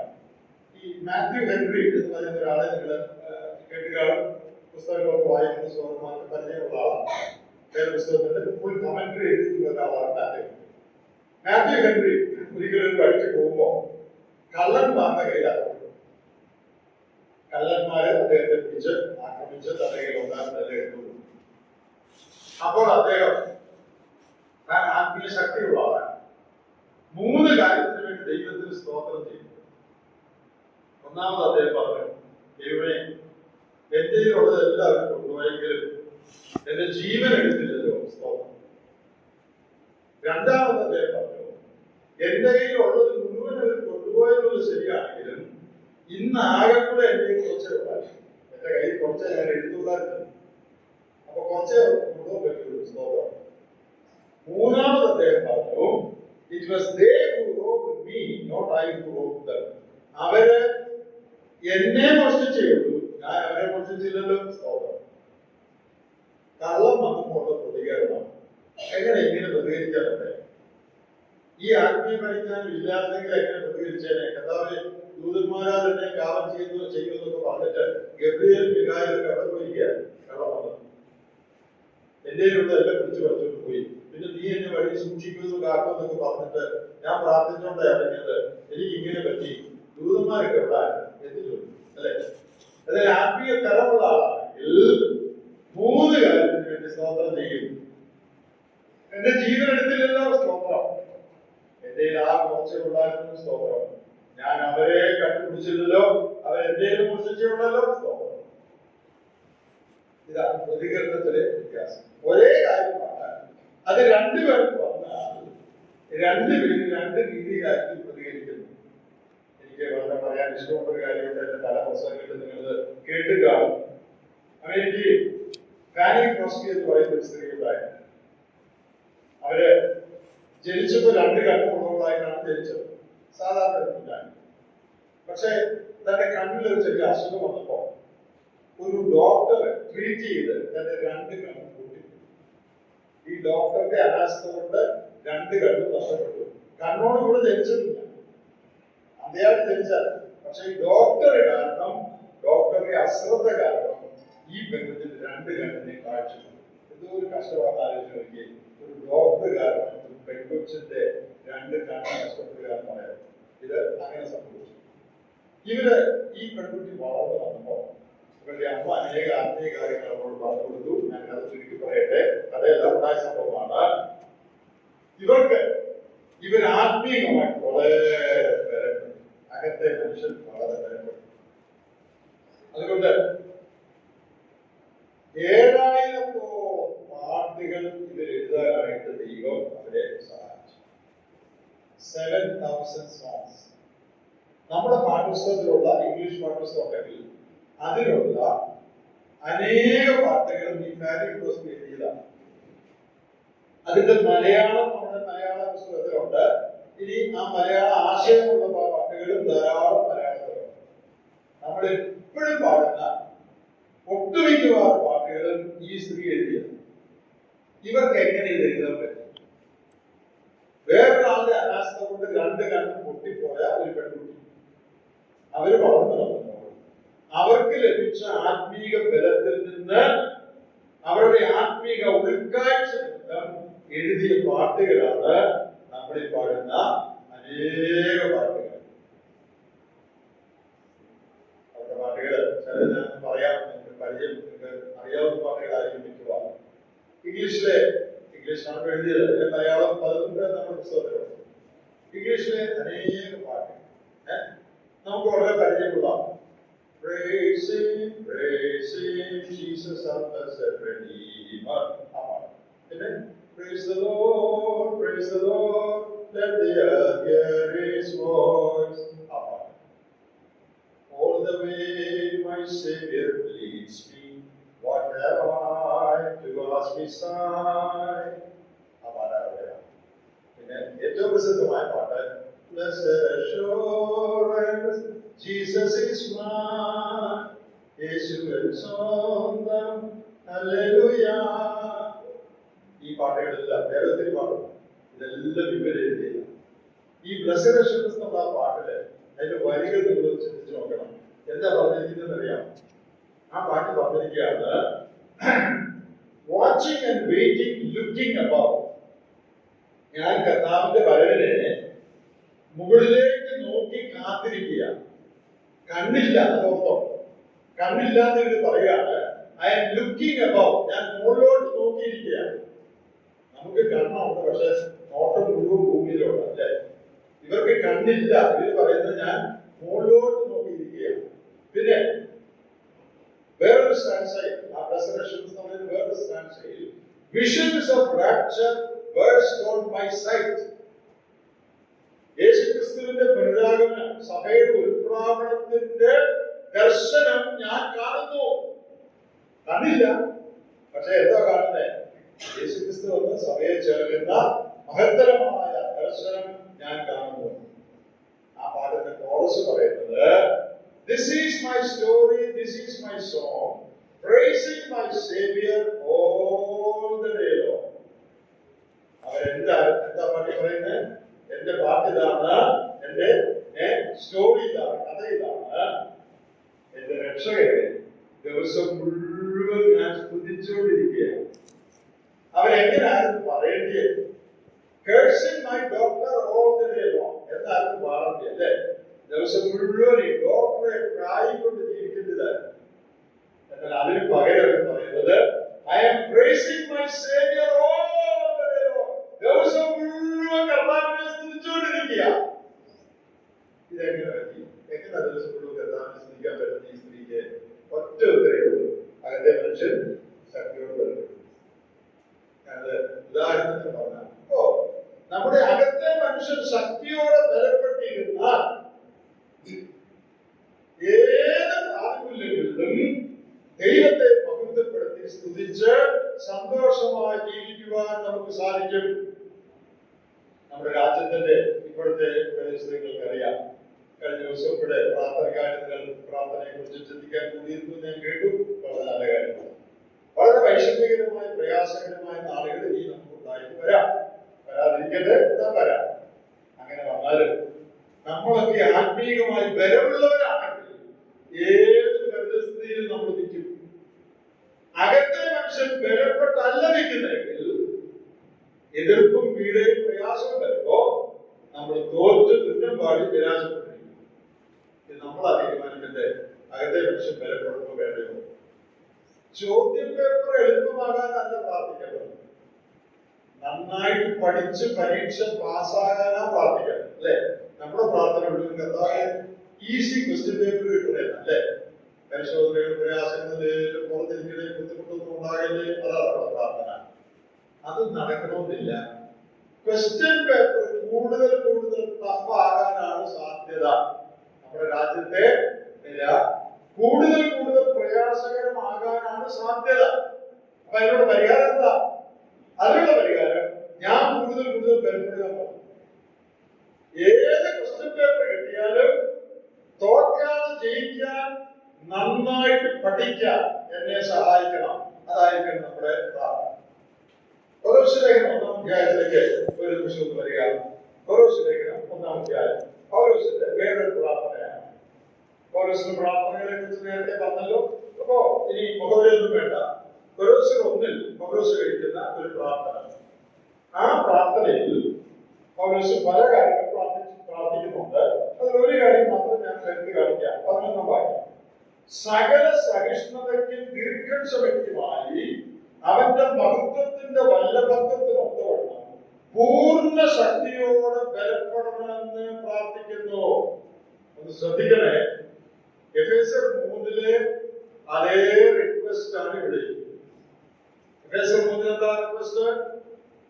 ശക്തിയോടെ, അകത്തെ മനുഷ്യൻ ശക്തിയോടെ ബലപ്പെടുക. കൊലോസ്യർക്ക് വന്നപ്പോ വാക്കുകളൊക്കെ കൂടി. ആശയം അത് തന്നെയാണ്. വാക്കുകളൊക്കെ കുറച്ചുകൂടി ശക്തമായി. എന്തൊക്കെയാ വാക്കുകൾ? അവന്റെ മഹത്വത്തിന്റെ വല്ലഭത്വത്തിനൊത്തവണ്ണം പൂർണ്ണ ശക്തിയോടെ ബലപ്പെടണം. അത് അകത്തെ മനുഷ്യന്റെ ബലമാണ് ഇവിടുത്തെ വിഷയം. അല്ലാതെ ശരീരത്തിൽ ബലപ്പെടാനാണ് പൗലോസ് പ്രാർത്ഥിക്കുന്നത്. എങ്ങനെ ബലപ്പെടണം? അവന്റെ മഹത്വത്തിന്റെ വല്ലഭത്വത്തിനൊത്തവണ്ണം പൂർണ്ണ ശക്തിയോടെ ബലപ്പെടണം. അതിനുവേണ്ടി പ്രാർത്ഥിക്കുന്നു. അപ്പൊ പൗലോസിലെ വിശ്വാസികൾക്ക് വേണ്ടി പൗലോസിന്റെ പ്രാർത്ഥന എന്താ? ദൈവത്തിന്റെ മഹത്വത്തിന്റെ വല്ലഭത്വത്തിനൊത്തവണ്ണം പൂർണ്ണ ശക്തിയോടെ കൊലോസ്യയിലുള്ള വിശ്വാസികൾ ബലപ്പെടണം. അത് എന്തിനാ ബലപ്പെടുന്നത് നമ്മൾ പറഞ്ഞിട്ടുണ്ട്. അത് ശ്രദ്ധിക്കണം. സകല സഹിഷ്ണുതയ്ക്കും ദീർഘക്ഷമയ്ക്കുമായി. സഹിഷ്ണുത, ദീർഘക്ഷമ, അതിനുവേണ്ടി ബലപ്പെടണം. സഹിഷ്ണുത എന്ന് പറഞ്ഞാൽ പ്രതികൂലമായ പരിസ്ഥിതികളിൽ നാം കാണിക്കുന്ന ക്ഷമയാണ് സഹിഷ്ണുത. പ്രതികൂലമായ പരിസ്ഥിതികളിൽ നാം കാണിക്കുന്ന ക്ഷമ, അതാണ് സഹിഷ്ണുത. ദീർഘക്ഷമ എന്ന് പറഞ്ഞാൽ പ്രതികൂലമായി പ്രവർത്തിക്കുന്നവരോട് നാം കാണിക്കുന്ന ക്ഷമ. രണ്ടും ക്ഷമയാണ്, പക്ഷെ ചെറിയൊരു വ്യത്യാസമുണ്ട്. One is in an adverse context, the other is towards people who hurt me. ഒന്ന്, പ്രതികൂല പരിസ്ഥിതികളിൽ ഞാൻ കാണിക്കുന്ന ക്ഷമ. രോഗം വരുന്നു, ബുദ്ധിമുട്ട് വരുന്നു, ദാരിദ്ര്യം വരുന്നു, എതിർപ്പ് വരുന്നു, പ്രയാസങ്ങൾ വരുന്നു. ആ പരിസ്ഥിതികളിൽ ഞാൻ കാണിക്കുന്ന ക്ഷമ, അതാണ് സഹിഷ്ണുത. ദീർഘക്ഷമ എന്ന് പറയുന്നത് എനിക്കെതിരെ പ്രവർത്തിക്കുന്ന, എന്നെ ചീത്ത പറയുന്ന, എനിക്കെതിരെ എഴുതുന്ന, എന്നെ ഉപദ്രവിക്കുന്ന ശത്രുക്കളോട് ഞാൻ കാണിക്കുന്ന ദീർഘക്ഷമ. ഒന്ന്, പരിസ്ഥിതികളിൽ കാണിക്കുന്ന ക്ഷമ. രണ്ട്, ആളുകളോട് കാണിക്കുന്ന ക്ഷമ. പൗലോസ് പറയാണ്, ഈ രണ്ട് കാര്യത്തിന് വേണ്ടി അവർ ബലപ്പെടണം. പ്രതികൂല പരിസ്ഥിതികളിൽ നിൽക്കണമെങ്കിൽ നമ്മൾ ബലപ്പെടണം. ഞാൻ നേരത്തെ പറഞ്ഞു കഴിഞ്ഞു. ഇനി നമുക്കെതിരെ പ്രവർത്തിക്കുന്നവരോട് ദീർഘക്ഷമയോടെ ഏർപ്പെടണമെങ്കിലും അകത്തെ മനുഷ്യൻ ബലപ്പെടണം. നമുക്ക് എന്തുകൊണ്ടാണ് നമുക്കെതിരെ പ്രവർത്തിക്കുന്ന ആളുകളോട് ക്ഷമിക്കാൻ കഴിയാത്തതെന്നറിയാം. നമുക്കെതിരെ ആരെങ്കിലും എന്തെങ്കിലും പറഞ്ഞു, അല്ലെങ്കിൽ ഇല്ലാത്ത കാര്യമൊക്കെ പറഞ്ഞുണ്ടാക്കി, അവരോട് എന്തുകൊണ്ടാണ് നമുക്ക് ക്ഷമിക്കാൻ കഴിയാത്തതെന്നറിയാം. ഉള്ളി വിലയില്ലാത്ത. You need more strength to keep quiet than to strike back. അത് മനസ്സിലായിട്ടുണ്ടോ? തിരിച്ചടിക്കാൻ വേണ്ടതിനേക്കാൾ വളരെ ശക്തി വേണം നിശബ്ദനായി നിൽക്കാൻ. എന്നെ ഒരാള് മോശാന്ന് വിളിച്ചു, അവനെ തിരിച്ച് മോശാന്ന് വിളിക്കാൻ എനിക്ക് യാതൊരു ശക്തിയും വേണം. ഏത് മണ്ഡലം വിളിച്ചു, അല്ലെ? എന്നെ ചീത്ത വിളിച്ചു, ഞാൻ ചീത്ത വിളിച്ചു, അതിനെന്തെങ്കിലും ആത്മീയ ബലമാണ്, ഒരാത്മീയ ബലം. എന്നാൽ എന്നെ ഒന്ന് ചീത്ത വിളിച്ചു, അത് കേട്ടിട്ട് തിരിച്ച് ചീത്ത വിളിക്കാതെ ക്ഷമയോടെ ഇരിക്കണമെങ്കിൽ എനിക്ക് വളരെ ബലം വേണം. നമ്മൾ വിചാരിച്ചിരിക്കുന്നത് തിരിച്ചടിക്കാനാണ് ബലം വേണ്ടിയത്, അല്ലെ? എന്നെ ഒരാൾ അടിച്ചു, ഞാൻ വിളിച്ചു, ഞാൻ കൊടുത്തോളണം, അതായത് ശക്തി. അതല്ല ശക്തി, അത് ആർക്കും ചെയ്യാം. ഇങ്ങോട്ട് തിരിച്ചടിക്കാൻ ഒരു ശക്തിയും വേണ്ട, ആർക്കും വേണമെങ്കിലും ചെയ്യാം. നിന്നെ ചീത്ത പറഞ്ഞു, നീ ചീത്ത പറഞ്ഞു, ഒരു ശക്തിയും വേണം. എന്നാൽ നിന്നെ അടിച്ചിട്ട്, ആ അടി കൊണ്ടിട്ട് നീ തിരിച്ചടിക്കാതെ ക്ഷമയോടെ നിൽക്കുന്നതാണ് ശക്തിയുടെ ലക്ഷണം. നമുക്കറിയാം അനേക വഴക്കുകൾ, പ്രയാസങ്ങൾ കുടുംബങ്ങളിൽ, വീടുകളിൽ, സഭകളിലൊക്കെ ഉണ്ടാകും. ശരിയായി പ്രതികരിക്കാൻ മിക്ക ആളുകൾ നോക്കുന്നില്ല. ഞാൻ നിങ്ങളോട് ചോദിക്കട്ടെ, ഒരാള് വേറൊരാൾക്കെതിരെ തെറ്റായ അനേക കാര്യങ്ങൾ പറഞ്ഞു, മദ്യപിച്ചു, ചീത്ത പറഞ്ഞു, എന്നിട്ട് ഇയാൾ തിരിച്ച് യാതൊരു ദോഷവും ചെയ്യാതിരുന്നു, അങ്ങനെ പറയാവുന്ന എത്ര ആളുകൾ നിങ്ങൾക്കറിയാം? ചോദ്യം എല്ലാവർക്കും മനസ്സിലായോ? ഒരാള് വേറൊരാൾക്കെതിരെ വളരെ ദോഷം ചെയ്തു, ഇല്ലാതൊക്കെ പറഞ്ഞുണ്ടാക്കി, ചീത്ത പറഞ്ഞു, ദുഷിച്ചു, ഇതെല്ലാം അറിഞ്ഞിട്ട് ഈ ആൾക്കെതിരെ ആ ആള് ഒന്നും ചെയ്തില്ല, വളരെ ക്ഷമയോടെ സഹിച്ചിരുന്നു എന്ന് പറയാവുന്ന എത്ര ആളുകൾ നിങ്ങൾക്കറിയാം? അങ്ങനെ ആരും ഇല്ലെന്ന് ഞാൻ പറയുന്നില്ല, വളരെ ചുരുക്കമുണ്ട്. മിക്കവാറും പേർക്ക് അറിയാൻ പാടില്ല. അങ്ങനെ ആരും ചുരുക്കം പേർക്ക് അറിയാൻ. മിക്കവാറും പേര് അങ്ങനെ എന്നെ ചീത്ത പറഞ്ഞു, ഞാൻ ചീത്ത പറയും, അല്ലേ? ഇനിയോട്ടടിച്ചോ ഞാൻ ഓടിക്കും. എന്റെ കൂടെ കല്യാണത്തിന് എന്നെ വിളിച്ചില്ലെങ്കിൽ ബാക്കി പറഞ്ഞു, എന്റെ കൂടെ കല്യാണത്തിന് എന്നെ വിളിക്കില്ല, അതല്ലേ? അതൊരു പ്രയാസമില്ല. ഒരു ആത്മീയ ശക്തിയും വേണ്ട അങ്ങനെ ചെയ്യാം. പക്ഷേ ആത്മീയ ശക്തി ഏതിനാ വേണ്ടെന്ന് അറിയാമോ? സകല സഹിഷ്ണുതയ്ക്കും ദീർഘക്ഷമയ്ക്കുമായി അവന്റെ മഹത്വത്തിന്റെ വല്ലഭത്വത്തിന് വണ്ണം പൂർണ്ണ ശക്തിയോടെ ബലപ്പെടണം. പ്രിയപ്പെട്ടവരെ, ക്ഷമിക്കുക, സഹിക്കുക, പ്രാതികൂല്യങ്ങളിൽ ക്ഷമയോടെ നിൽക്കുക.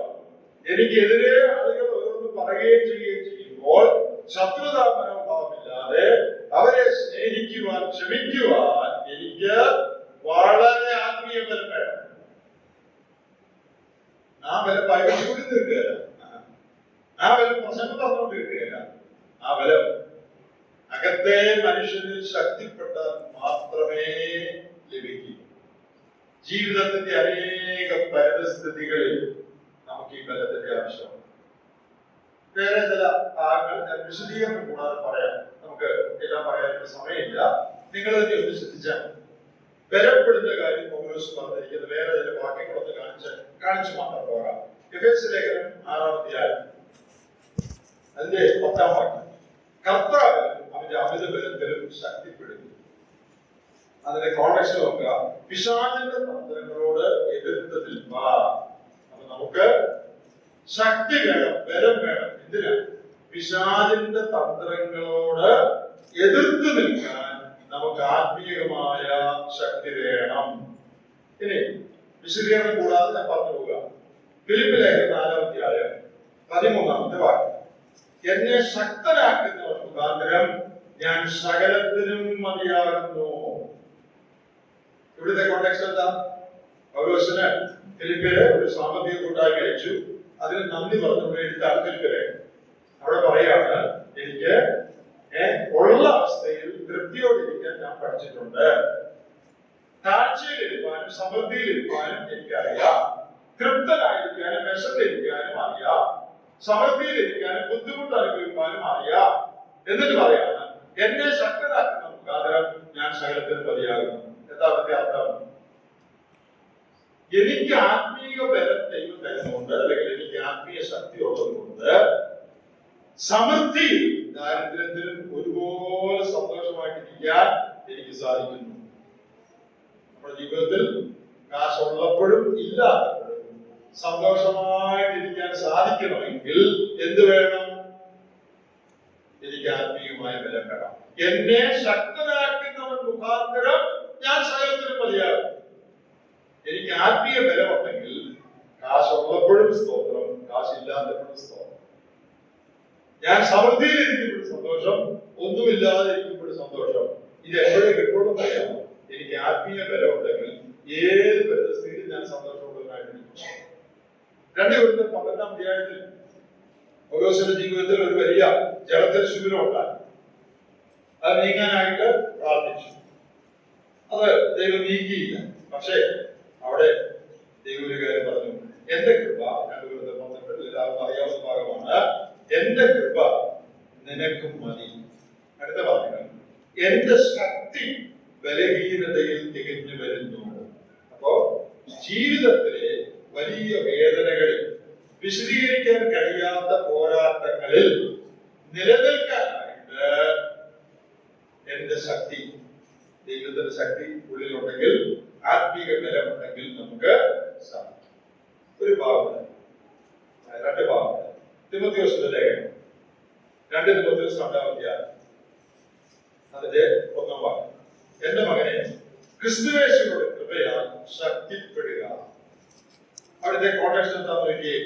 എന്തിനാ ശക്തിപ്പെടുന്നത്? താഴോട്ട് നമ്മൾ വായിക്കുമ്പോൾ ക്രിസ്തുയേശുവിന്റെ നല്ല പഠനമായി നീ കഷ്ടം സഹിക്കാം. അപ്പോൾ കർത്താവിനെ വിശ്വസ്തയോടെ സേവിക്കണമെങ്കിൽ നമുക്ക് എന്ത് വേണം? ആത്മീക ബലം വേണം. ക്രിസ്തുയേശുവിനുള്ള കൃപയാൽ നീ ശക്തിപ്പെട്ടാലേ വിശ്വസ്തനായി കർത്താവിനെ സേവിക്കാൻ പറ്റുള്ളൂ. സഹോദരന്മാരെ, നമുക്ക് കർത്താവിനെ സേവിക്കണമെങ്കിൽ അറിവ് മാത്രം പോരാ, ആത്മീയ ബലം വേണം. ഉള്ളിൽ ബലമുണ്ടെങ്കിലേ നമ്മുടെ ശുശ്രൂഷ ഫലകരമായുള്ളൂ. നമ്മൾ ഒരാളോട് സംസാരിക്കുമ്പോൾ ദൈവം അയാളുടെ ഉള്ളത്തിൽ പ്രവർത്തിക്കത്തക്കവണ്ണം വ്യാപരിക്കണമെങ്കിൽ എനിക്ക് ആത്മീക ബലം ഉണ്ടായിരിക്കണം. ഒരു ഭാഗത്ത് 2 തിമോഥെയോസ് 4-ാം അധ്യായം അതിന്റെ 16-17 വാക്യങ്ങൾ പൗലോസ് പറയാണ്, എന്റെ 1-ാം പ്രതിവാദത്തിൽ ആരും എനിക്ക് തുണ നിന്നില്ല, എല്ലാവരും എന്നെ കൈവിട്ടു. അത് അവർക്ക് കണക്കിടാതിരിക്കട്ടെ. കർത്താവ് എനിക്ക് തുണ നിന്ന് പ്രസംഗം എന്നെ കൊണ്ട് നിവർത്തിപ്പാനും സകല ജാതികൾ കേൾപ്പാനും എന്നെ ശക്തീകരിച്ചു. കർത്താവ് എന്നെ ശക്തീകരിച്ചു. എന്താ കോണ്ടെക്സ്റ്റ്? എന്നെ എല്ലാവരും കൈവിട്ടപ്പോഴും ഞാൻ ചെയ്യേണ്ട ശുശ്രൂഷ നിറവഴിയായിട്ട് നിവർത്തിക്കാനായിട്ട് കർത്താവ് എന്നെ ശക്തിപ്പെടുത്തി. അപ്പൊ നമ്മുടെ ജീവിതത്തിൽ എല്ലാവരും കൈവിട്ടാലും കർത്താവ് നമ്മെ കുറിച്ച് ഉദ്ദേശിക്കുന്ന ശുശ്രൂഷകൾ നിറവഴിയായി നമുക്ക് നിവർത്തിക്കാൻ സാധിക്കണമെങ്കിൽ കർത്താവിന്റെ ശക്തി നമുക്ക് വേണം. ഞാൻ എന്റെ വാക്കുകൾ അവസാനിപ്പിക്കട്ടെ. നിങ്ങളുടെ ഇന്നത്തെ ഏറ്റവും വലിയ ആവശ്യം പണമല്ല, സൗകര്യമല്ല, രോഗസൗഖ്യമല്ല, മറ്റൊന്നുമല്ല. അതൊക്കെ നല്ലതാണ്. പക്ഷേ എനിക്ക് നിങ്ങൾക്ക് ഏറ്റവും വേണ്ടത് ആത്മീയമായ ബലമാണ്. ഈ ആത്മീയ ബലം നമുക്ക് എങ്ങനെ കിട്ടും? യെശയ്യാപ്രവചനം 4-ാം അധ്യായത്തിൽ ഒടുവിലുണ്ട്, യഹോവയെ കാത്തിരിക്കുന്നവർ ശക്തിയെ ദൈവസന്നിധിയിൽ കാത്തിരിക്കുകയും ദൈവത്തിന്റെ മുഖം അന്വേഷിക്കുകയും ദൈവത്തിന്റെ കൃപ പ്രാപിക്കാൻ ആഗ്രഹിച്ച് അവനോട് യാചിക്കുകയും ചെയ്യുന്നവർക്ക് ഈ ബലം കിട്ടും. അവരാണ് ശക്തിയെ പുതുക്കുന്നത്. നമുക്ക് എല്ലാവർക്കും ഇത് ആവശ്യമാണ്. ദൈവത്തിന്റെ ആത്മാവിന്റെ നിയന്ത്രണത്തിൽ ജീവിക്കുകയും ദൈവത്തിന്റെ മുഖം അനുദിനം അന്വേഷിക്കുകയും. കർത്താവേ, ആത്മീയമായിട്ട് എനിക്ക് ബലം വേണം. പോരാട്ടങ്ങളിൽ നിലനിൽക്കുവാൻ, ക്ഷമിക്കുവാൻ, സഹിക്കുവാനുള്ള കഴിവ് എനിക്ക് തരണം. എന്റെ പ്രശ്നമെല്ലാം നീക്കണമെന്ന് മാത്രം അത് പ്രാർത്ഥിക്കണം. പ്രശ്നങ്ങളിൽ ക്ഷമയോടെ നിൽക്കുവാൻ, എതിര് പറയുന്നവരെ സ്നേഹിക്കുവാൻ, പ്രാതികൂല്യങ്ങളിൽ തളർന്നു പോകാതിരിക്കുവാൻ, എന്നെ കുറിച്ച് നീ ഉദ്ദേശിച്ചിരിക്കുന്ന സകല കാര്യങ്ങളും നിറവഴിയായി നിവർത്തിക്കുവാൻ, എന്റെ ഇല്ലായ്മയിലും സമൃദ്ധിയായിട്ടെല്ലാം ഉള്ളപ്പോഴും സന്തോഷമായിട്ടിരിക്കുവാൻ എനിക്കുള്ളിൽ ബലം വേണം. എന്റെ അകത്തെ മനുഷ്യൻ ശക്തിയോടെ ബലപ്പെടണം. അതായിരിക്കും നമ്മുടെ ആഗ്രഹം, നമ്മുടെ പ്രാർത്ഥന. യഹോവയുടെ സന്നിധിയിൽ നാം കാത്തിരിക്കുമെങ്കിൽ, അവന്റെ മുഖം, അവന്റെ ബലം നാം തിരയുമെങ്കിൽ, അവന്റെ മുഖം നാം അന്വേഷിക്കുമെങ്കിൽ ദൈവം നമുക്ക് ശക്തി, ദൈവം നമുക്ക് ആത്മാവിൽ ബലം തരുമ്പോൾ ജീവിതത്തിൽ എന്ത് സംഭവിച്ചാലും അതിന്റെ മധ്യത്തിൽ സന്തോഷത്തോടും സമാധാനത്തോടുകൂടെ ജീവിക്കാനായിട്ട് നമുക്ക് സാധിക്കും. വരുന്ന ആവശ്യങ്ങളിൽ ഈ വലിയ ആവശ്യം മുന്നിൽ കണ്ടു കർത്താവേ, എനിക്ക് ആത്മീയ ബലം വേണം, എന്നെ സഹായിക്കരുത് എന്ന് പ്രാർത്ഥിച്ചുകൊണ്ട് വരുന്ന ദിവസങ്ങളിൽ നമുക്ക് മുന്നോട്ട് ജീവിക്കാം. ഇന്ന് രാത്രി നാം ഈ കേട്ട കാര്യങ്ങൾ നമ്മുടെ ആത്മീയ ജീവിതത്തിൽ വലിയ അനുഗ്രഹത്തിന് കാരണമായി തീരട്ടെ. കർത്താവിന്റെ നാമം വാഴ്ത്തപ്പെടണം.